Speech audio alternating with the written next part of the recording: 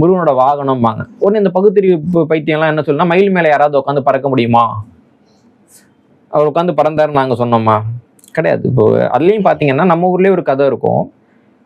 சூரபத்மனை கொண்டு தான் அவர் வந்துட்டு சேவலாவும் மயிலாவும் மாத்தினாரு அப்படின்னு. அதுலேருந்தே தெரியுது ஒரு எதிரியை வெல்றப்போ அவனோட சின்னங்களை நம்ம எடுத்துக்கிறது இந்தியாவில இருந்த முறை. நம்ம சோழர் காசுல பார்த்தீங்கன்னா சோழர் சின்னம் புலி தானே, அப்போ எல்லா காசுலையும் புலி தானே இருக்கணும். ஆனால் எல்லா காசுலையும் புலி இருக்காது. சில காசுல பார்த்தீங்கன்னா மீன் இருக்கும், இருக்கும். சில காசுல பார்த்தா சோழர் காசுல பன்னி இருக்கும். என்ன விஷயம்னு பார்த்தா ஓரியினுடைய அடையாளமா இருந்தது வல்வில்ங்கிற ஒரு குறிப்பிட்ட வகையான வில், வல்வில் வேட்டம் அப்படிம்பாங்க. ராமனை சொல்றப்ப ராமன் வந்துட்டு கத்தி வச்சு சண்டை போட்டாருன்னு கிடையாது, வேலை வச்சு சண்டை போட்டாருன்னு கிடையாது. அவர் வந்து வில் சண்டையில வந்து சிறந்தவர் இருக்கும். நம்ம பாக்குறோம் இல்லைங்களா? அப்ப ராவணனுடைய மகன் இந்திரஜித்தனை சொல்றப்போ அவர் வில் சண்டையில சிறந்தவர் இருக்கும். இந்த மாதிரி ஒவ்வொருத்தவங்களுக்கும் ஒவ்வொரு ஆயுதம் வந்து சிறப்பு மிக்க ஆயுதமா இருக்கும். அதுல இப்ப நம்ம சொல்றது உண்மையான அறுபடை வீடா அப்படின்னு ஒரு தெரியல. ஏன்னா அந்த சுப்பிரமணிய சாமி கதை சொன்னா இல்லைங்களா, அது வந்து பிற்கால புராணம். இன்னொன்னு மத்த 5 பாத்தீங்கன்னா அது உண்மையாவே மலை மேல இருக்க கோயில், குன்று மேல இருக்க கோயில். சுவாமி மலை அப்படின்னு பெயர் வைக்கப்பட்டாலும் சுவாமி மலைங்கிறது மலை கிடையாது. ஓகே, குன்று கூட இல்லையா? அது ஒண்ணும் கிடையாது. அது வந்துட்டு மாட கோயில் அப்படின்னு சொல்லுவாங்க. மாடி வச்சு கட்டின கோயில். காடுகள்ல இருந்து மக்கள் வந்து பிரிச்சு வச்சாங்க. இப்பவும் கூட நமக்கு கிடைக்கக்கூடிய உணவுப் பொருள், மருத்துவ பொருளை வந்துட்டு ஒரு பெரிய சதவீதம் காடுகள்ல இருந்து இன்னைக்கு வரைக்கும் நமக்கு வந்துகிட்டு இருக்கு. அப்ப அந்த சதவீதம் ரொம்ப அதிகம். ஆனா இவங்க என்ன பண்ணாங்கன்னா காடுகள்ல இருந்து வரக்கூடிய பிரிச்சுட்டாங்க. இன்னொன்னு வந்து இந்த முருக வழிபாடு எங்க இருக்கோ மலைப்பகுதி சார்ந்த காட்டுப்பகுதி இருக்குல்ல, அந்த இடத்துலதான் இந்த சித்த மருத்துவ மூலிகைகள் அதிகமா கிடைக்கும். அதுவும் இருக்குது இல்லைங்களா? அப்போ இதுக்கெல்லாம் ஒரு பெரிய தொடர்ச்சி இருந்திருக்கு. ஒன்னோட ஒன்று சார்ந்து வாழ்ந்த ஒரு வாழ்க்கை முறை அங்கே இருந்திருக்கு. இவங்க என்ன பண்ணிட்டாங்கன்னா ஒரு பக்கம் பகுத்தறிவு, இன்னொரு பக்கம் அறிவியல் வளர்ச்சி, இன்னொரு பக்கம் அரசாங்கத்தினுடைய ஆதிக்கம், இது மொத்தமா சிதைச்சுதான் இன்னைக்கு தமிழ் சமூகம் வந்து துண்டு துண்டா போயிருக்கு. இந்த வேலுங்கிற சொல்லுக்கு வந்து வடக்குல பாத்தீங்கன்னா பாலா அப்படின்னு பேரு. இந்த வேலை வச்சு சண்டை போட்டதுனால அந்த கடவுளுக்கு அந்த பேர் தான் பாலாஜி. இன்னைக்கு நம்ம யார பாலாஜின்னு சொல்லிட்டு இருக்கோம். ஓகே,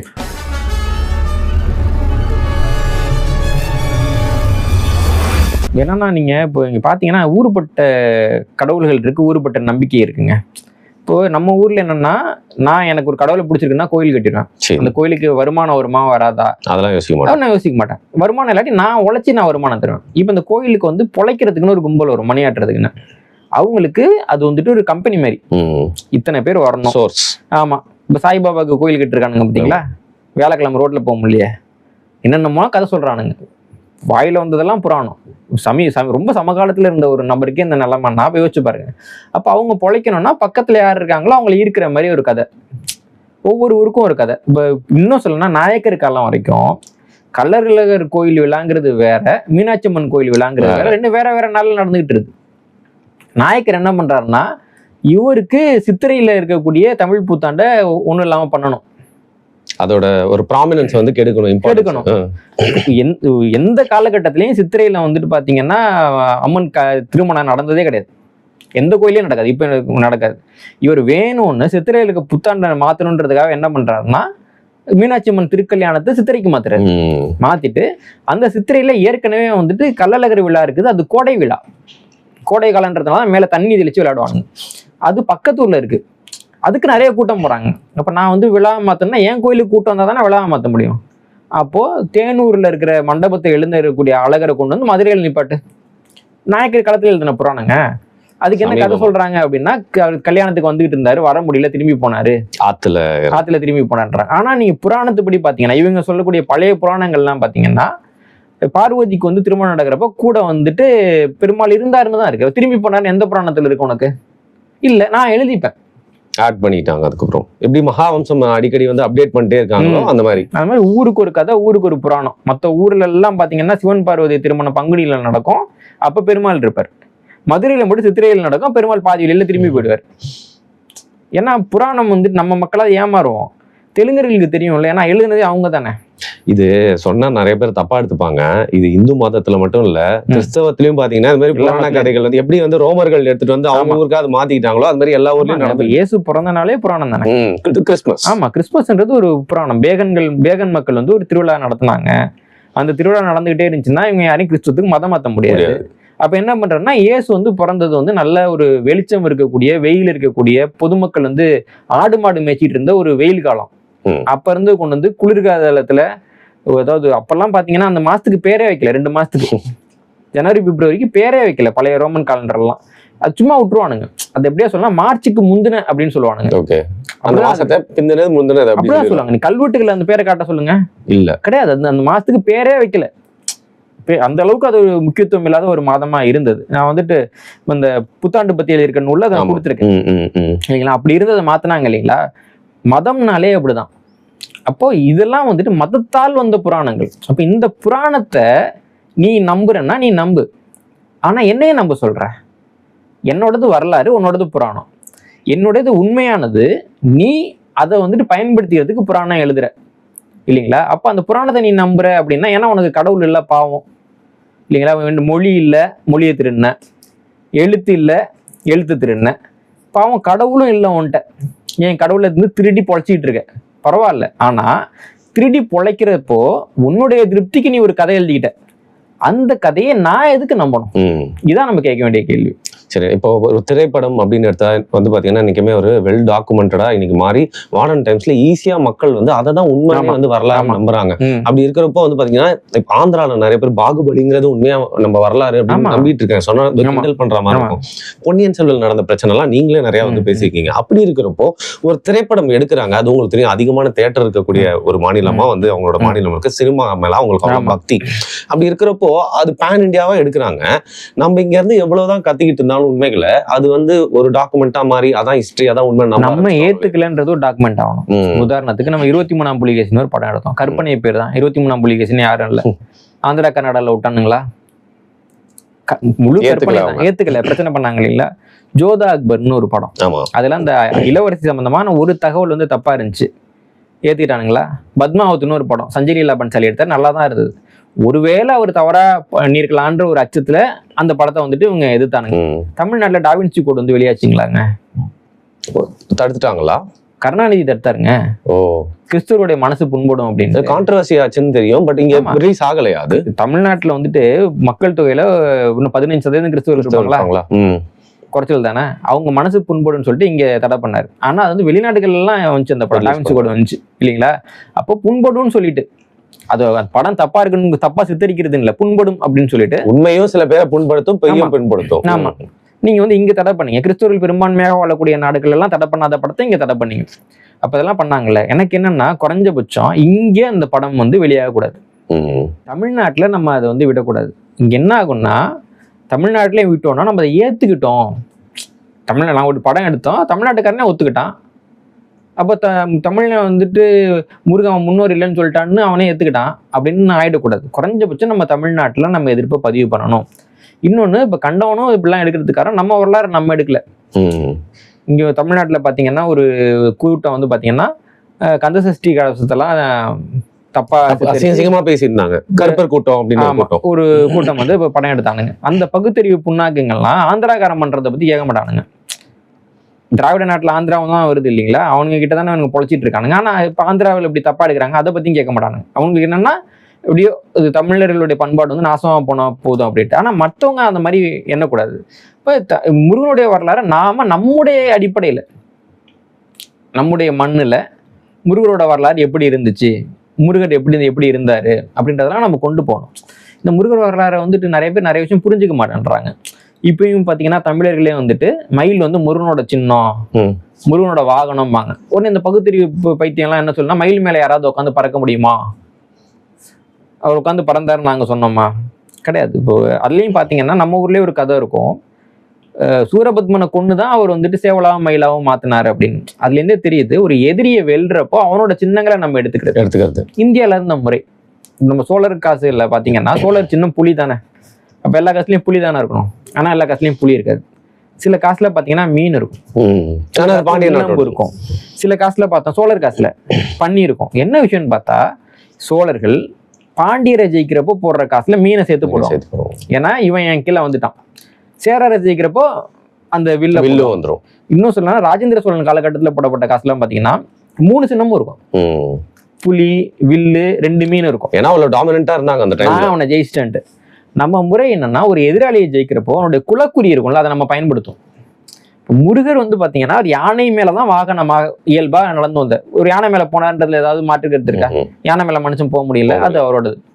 அவர் எதிராளியை வெல்றப்போ அவனுடைய சின்னமாக இருந்தது வந்துட்டு மீனும் சேவலும். அப்ப அந்த சின்னத்தை அவர் எடுத்துக்கிறாரு, சேவல் கொடியா எடுத்துக்கிட்டாரு. அதே மாதிரி வந்துட்டு இந்த மயில் சின்னத்தை எடுத்துக்கிட்டாரு.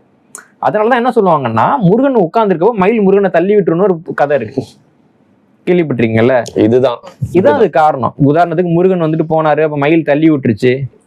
ஒரு இடத்துல வந்து பாத்தீங்கன்னா மயிலை எட்டி பிடிச்சாரு அப்படின்னா அந்த ஊருக்கு எட்டிப்பிடின்னு பேர் வச்சாங்க. இன்னைக்கு அது பேர் எட்டுக்குடி.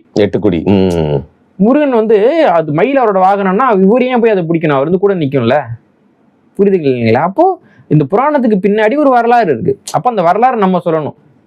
முருகன் வந்து ஒரு அரசரா இருந்தாரு, இந்த மாதிரி நிலப்பகுதியில வாழ்ந்தாரு, அவர் வந்து எதிரியை ஜெயிச்சுட்டு அந்த சின்னங்களை அவருடைய சின்னங்களா எடுத்துக்கிட்டாரு. இது தமிழர் முறை அப்படின்னு சொல்லணும். இப்போ ஓநாய்க்குள்ள சின்னம்னு ஒரு புத்தகம் வருது. ஓநாய் வந்து ஒருத்தனுக்கு சின்னமா இருக்குன்னா ஓன்னு உட்காந்து படிக்கிறானுங்க.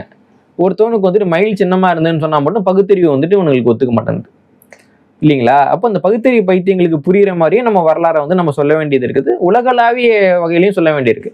ஏன்னா இப்ப சீனாவிலலாம் கூட முருகன் பத்தி தெரிஞ்சுக்கிறதுக்கு ஆர்வம் காட்டுறாங்க.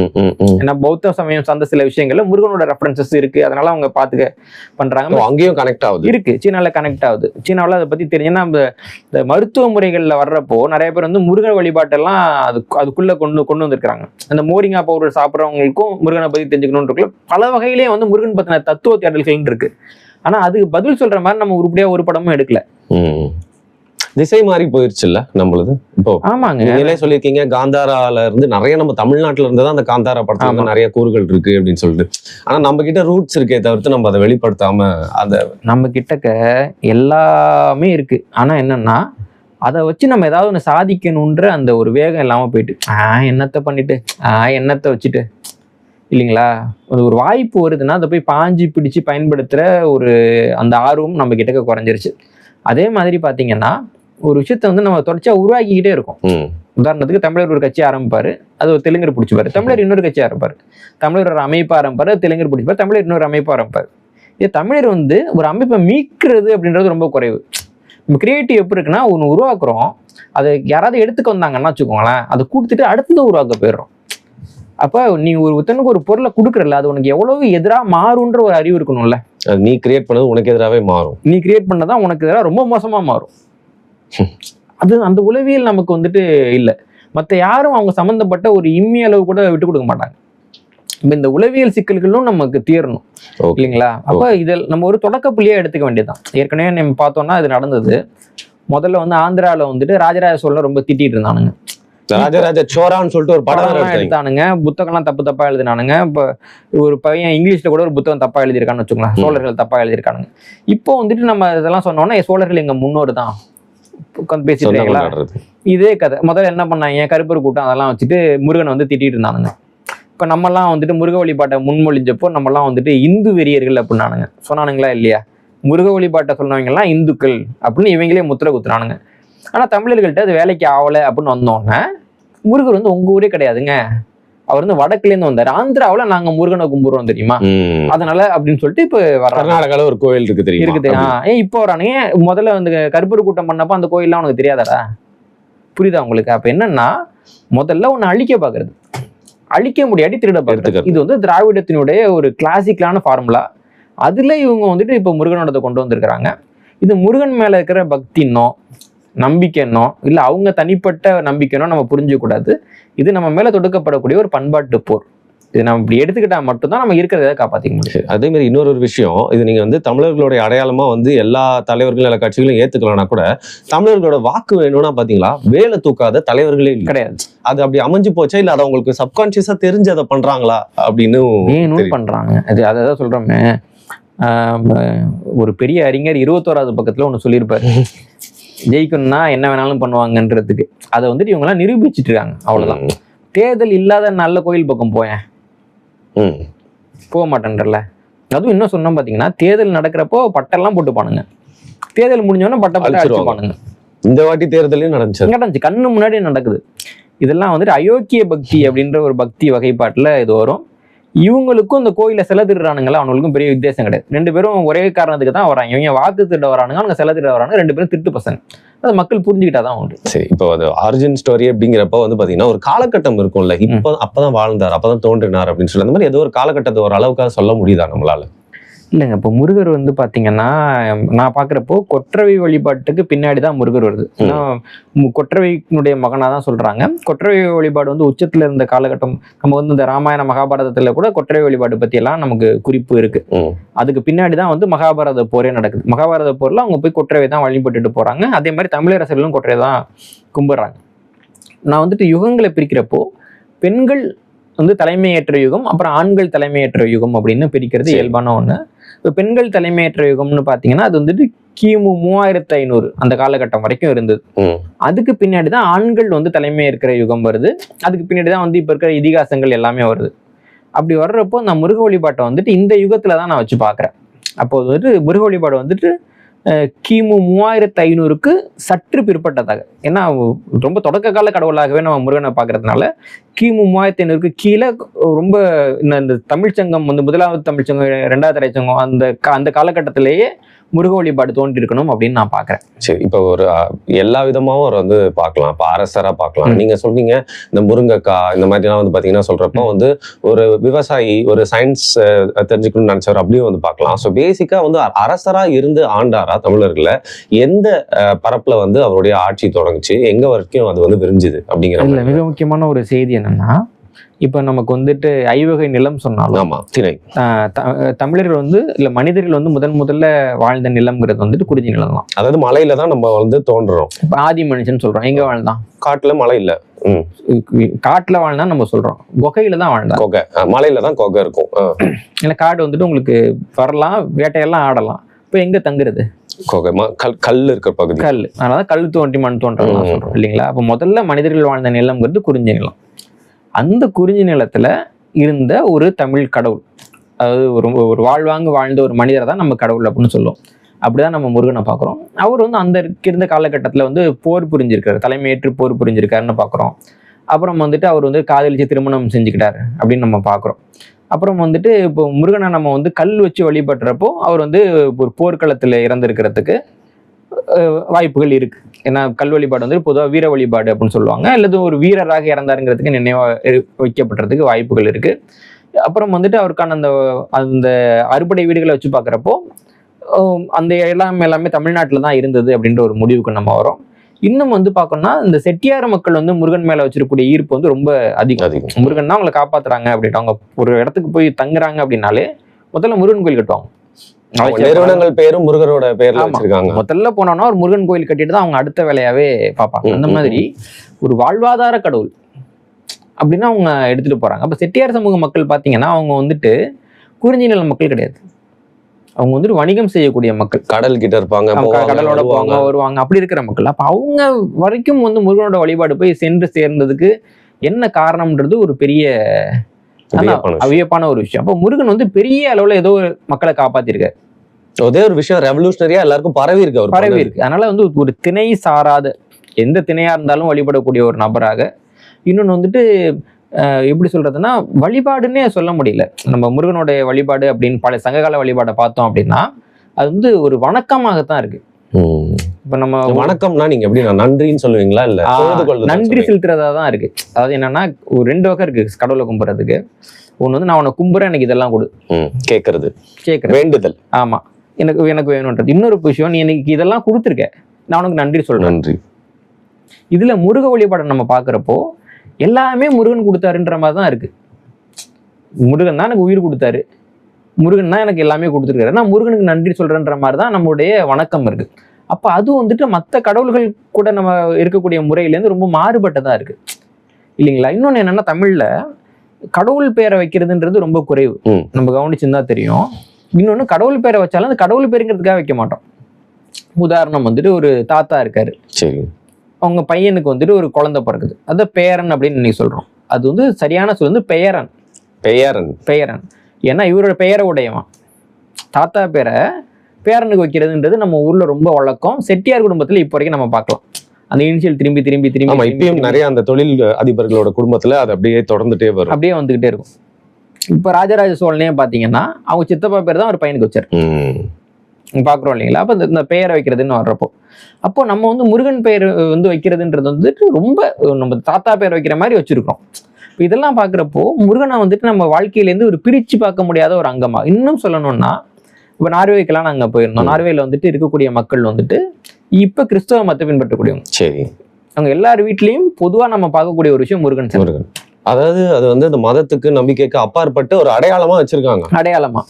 இப்போ நார்வேக்கு போயிருந்தப்போ ஒரு நிகழ்ச்சியில வந்துட்டு பிரகாஷ்னு ஒருத்தர் வந்து பாட்டு பாடினார். தொடக்க பாட்டு முருக பக்தி பாடல் தான்.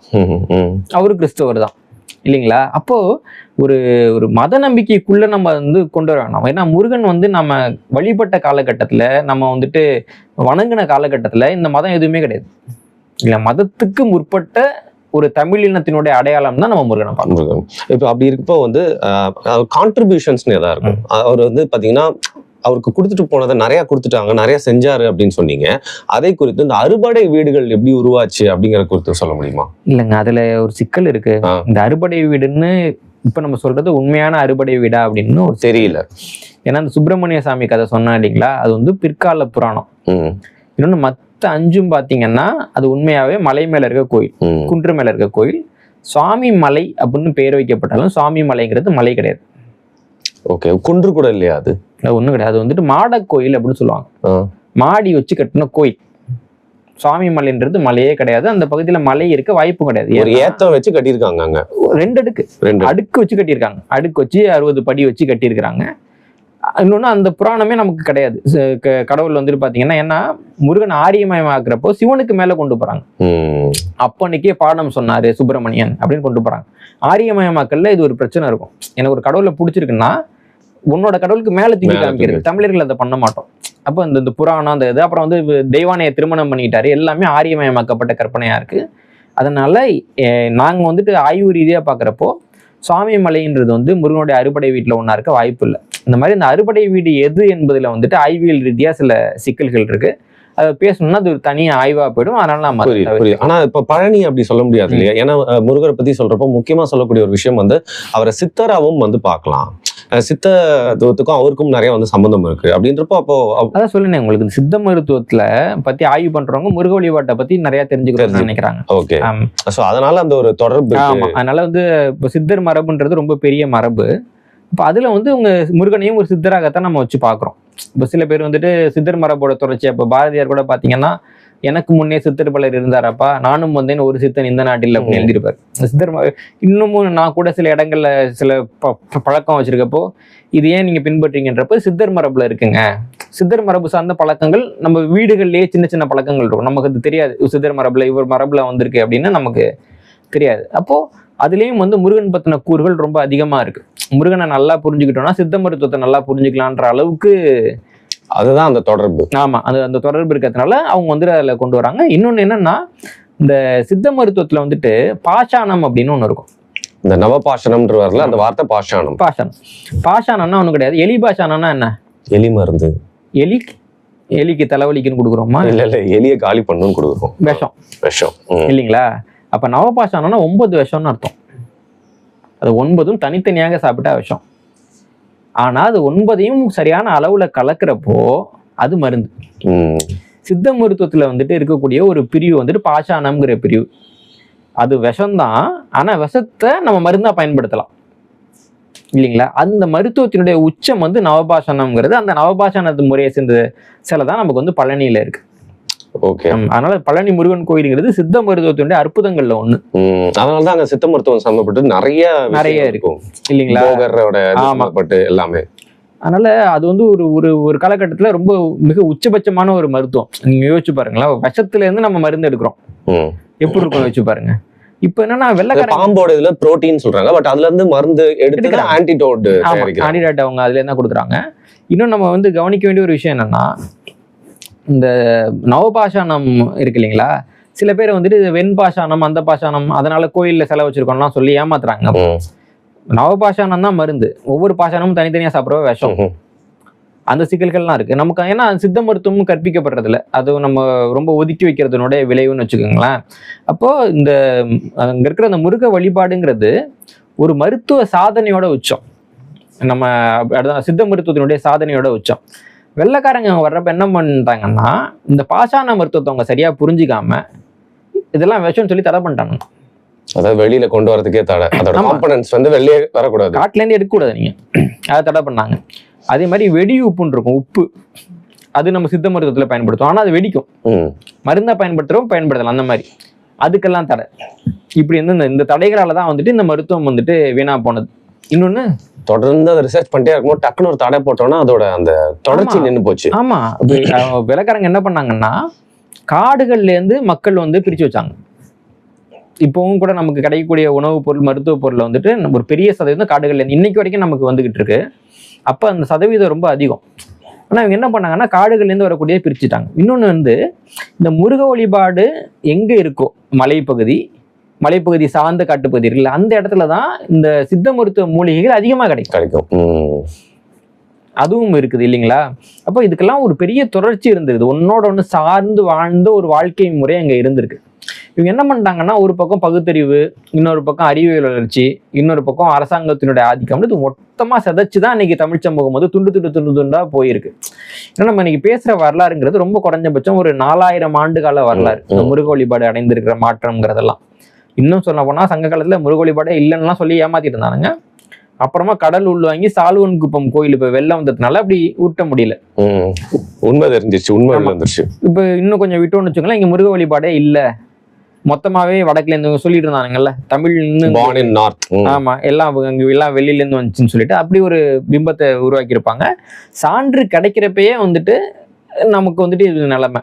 இது போக முருகனை பத்தி ஆய்வு பண்ணணும்னா நிறைய இருக்கு. ஏன்னா இப்போ நமக்கு இந்த ஆய்வு மலர்கள் இருக்குல்ல, முருக வழிபாடு சம்பந்தப்பட்ட ஆய்வு மலர்கள், இந்த கருத்தரங்க மலர்கள், அதே கூட பாத்தீங்கன்னா ஒன்னொன்னுலயும் ஒரு 200-300 கட்டுரைகள் இருக்க அளவுக்கு ரொம்ப பரந்துபட்டதா இருக்கு முருக வழிபாடு.